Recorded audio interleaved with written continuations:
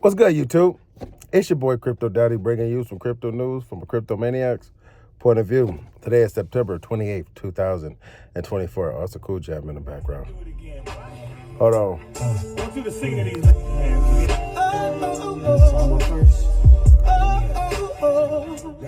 All right, check it out. Hey, ladies, how you doing? Hope that you're fine, because Bitcoin is trading sideways at $60,000, you guys. And I'm sitting in the car about to go in here to Walmart, and I was thinking, let me make a video, let people know, get people excited, because the market is exciting. You know what I was thinking about? And I was watching some old clips of WWE. And I was watching Eddie Guerrero. And I'm noticing a lot of people don't know great things until it's gone.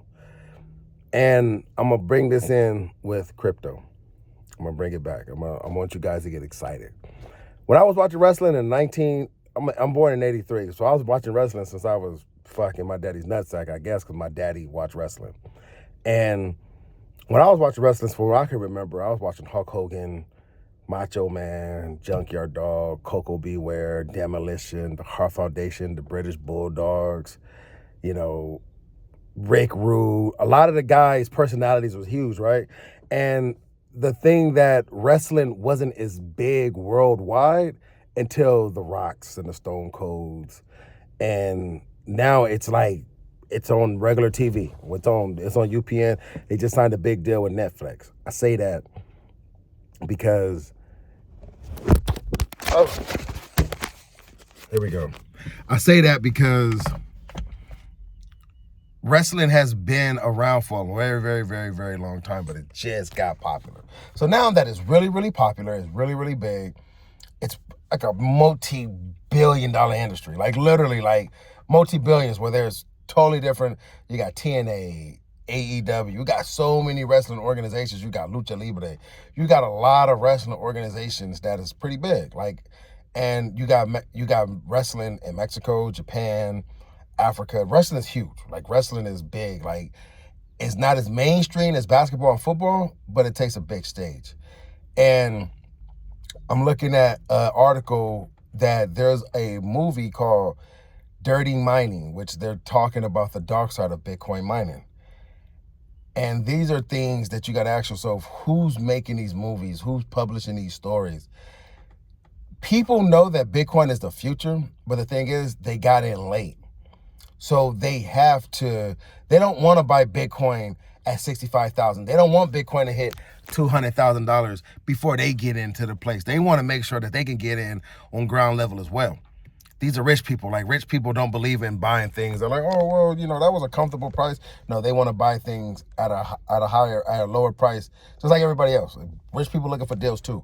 So right now, Bitcoin is going to have this bull run, right? When it have its bull run, you're going to have so many people talk positive about Bitcoin that was probably talking negative. You're going to have a lot of people who used to talk negative, like the main bull himself, Michael Saylor, used to talk bad about Bitcoin. Mark Cuban used to talk real bad about crypto. He used to really talk really bad about crypto. He didn't believe in Bitcoin. He was really a crypto hater. Now that he's making money, he see how it works, he understands it, he changed his tune. So a lot of these people will change their tune. When this movie come out, they're going to show you the dark side of crypto mining. But if they showed you the dark side of medicine, it's not going to stop you from taking medicine. They showed you the dark side of food. And these people still have foods that are bad for you. So a lot of times, crypto, you can look at it in the sense of, damn, some people are going to let a good thing go by and watch a lot of people make a lot of money. And some people are going to be the ones that make a lot of money. And when they make that money, it's going to be surprising to them, because they're going to be like, oh, well, I want to make the money too. And they're going to jump in too late, or they won't be able to handle the dips and the swings and stuff like that. Because a lot of people can't handle these dips. A lot of people get in this market and think it happens overnight. A lot of people really, truly think like, okay, I'll put my money in today, and Saturday I'm going to go and I'm going to be rich. Not knowing, like, I've been holding this shit for like 4 years. I was holding Cardano at $3. I was able to build my bag of Cardano below $3. And if it gets back to $3, I done made more money when I bought it at $3 than I did when I had it at $3, which makes a lot of sense. But you have to hold it. And sometimes you buy at the wrong time. Like right now, you should be buying. You should be buying when they're making movies about Bitcoin and they're premiering it in Canada, because Canada has a Bitcoin ETF. There's a lot of money that's being put into cryptocurrency. There's a lot of money being put on behind blockchain technology.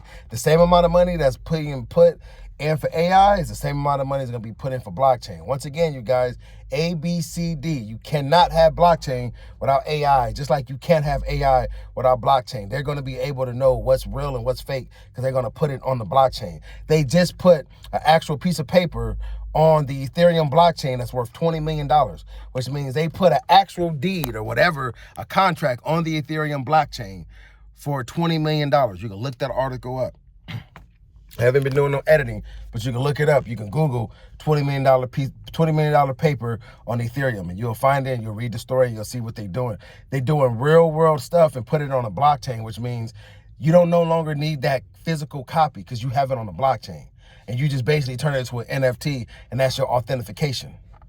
The same thing they doing with a credit card. You no longer need to carry your credit card around. Speaking of that, I didn't even bring my motherfucking card with me to Walmart because they don't take fucking Apple Pay. That's fucking lame. Totally forgot. So I'm about to hit this at the gas station. But I don't have to go home all the way because I have my debit card on my phone. I can just switch it over and stuff like that. They're making it to the point where it's better for you safety-wise. If you're not carrying around $1 million worth of cash or debit cards or credit cards, somebody rob you, what, they gonna take your phone? They can't sit in the phone without locking in.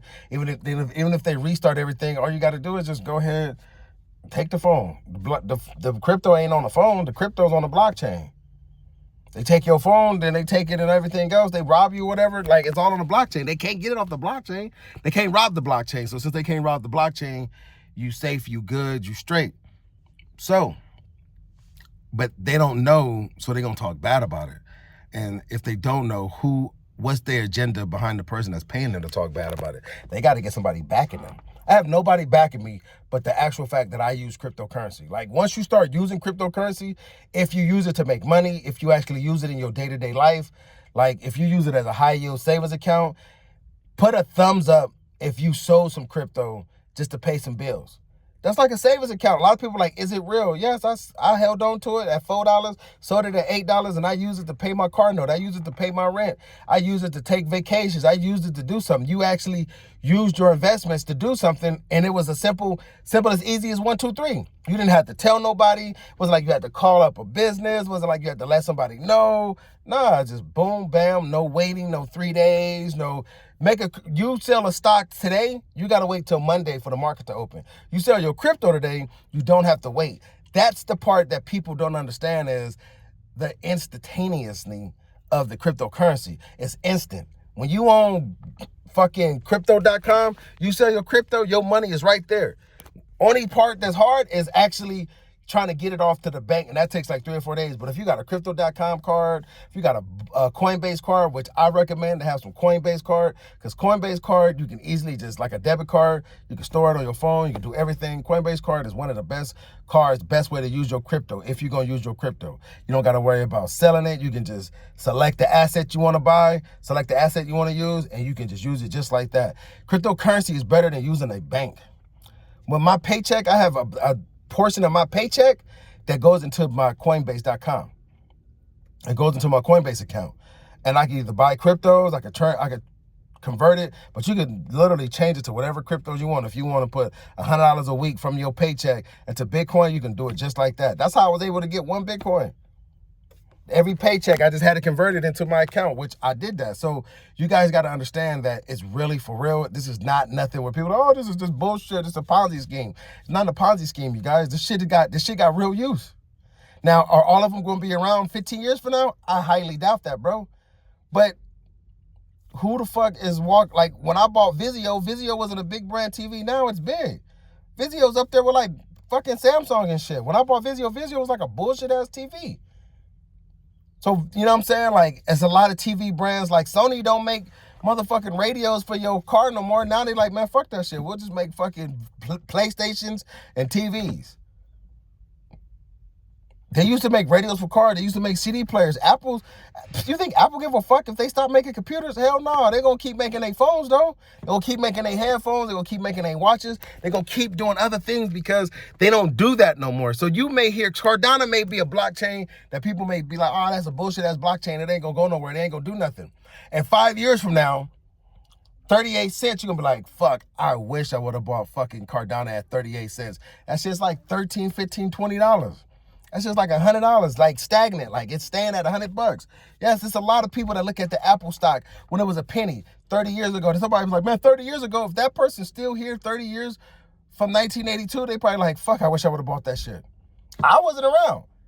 And I hope I'm around 30 years from now. And if I'm not around for 30 years from now, I hope you're around 30 years from now. And if you holding on to these fucking assets, you like, damn, if you don't, at least if you don't hold them for 30 years, your kids will have something when you do pass and they be like, oh shit, this is worth a whole lot of money. We gotta stop talking and acting like these fucking assets aren't doing what they supposed to do. They doing what they supposed to do. They just not making you rich right now. Maybe you're not buying enough. Maybe you're not holding long enough. I don't know. But I can tell you right now, and I can put my wife on the phone and tell you how crypto changed my life. How I can feel comfortable knowing I don't have to work too much overtime. Like, I work 2 jobs right now because I like the income. I actually like the fact of getting 2 checks every 2 weeks. Like, I have extra money. Like not like extra money, like, oh, I ain't pay a bill, I got extra money. Like, no, motherfucker, I got extra money. Like, I got real ass extra motherfucking money that I've never had in my entire fucking life. Like, I have so much extra money, not like so much where I could buy cars and shit, but I got enough extra money where I'm comfortable. And it's addicting getting that money. And you're like, oh man, you know what, I'm not, but I'm like, I won't work as hard after I buy the house. I won't work as hard during the summer break. Like right now, my kids is in school and everything goes, I'm gonna work hard, I'm gonna bust my ass, I'm gonna do what I gotta do because I know that this is what I need to do. But I know too, I got cryptocurrencies if I wanna take a fucking break.